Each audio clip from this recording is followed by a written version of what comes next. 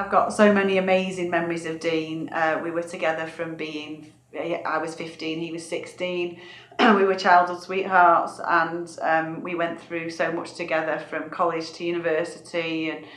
And he was an amazing dad, the best that you could ask for. He adored his children.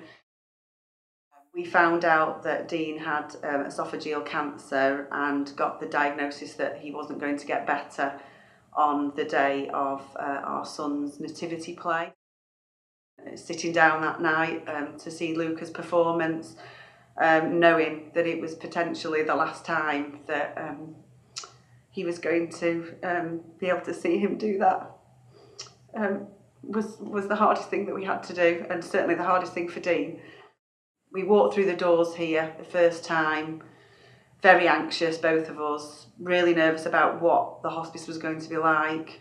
But as soon as we walked through the doors, we were welcomed with open arms, and we felt so comfortable and like people really cared from the beginning. Hearing your child scream out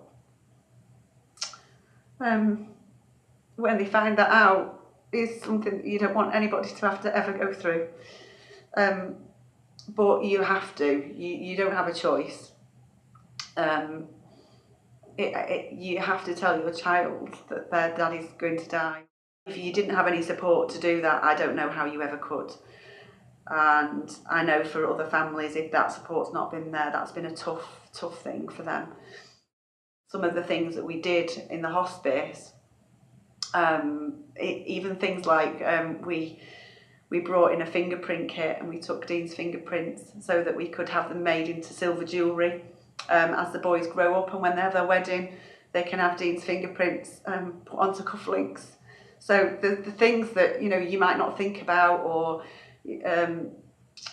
that you might not get advice on, we got advice on here.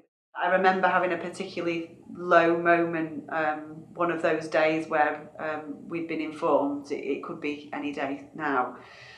And the chaplain came to my rescue. He really did. He took me into a room, and I sat and put my hands in my lap and sobbed and sobbed and sobbed. And actually, having him there, his spiritual support, but also just him there by my side, just as a comfort, was really important. He understood, and he could empathise, and he could listen.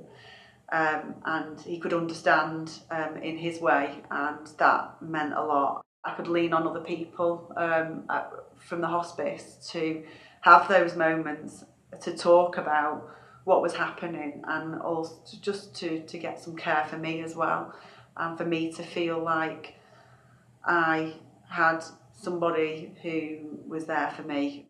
It was a hard journey, but actually through the hardest time of our lives, we found the greatest support. I want people to feel that this service is there for a long time to come, and that families like mine get the support that they need.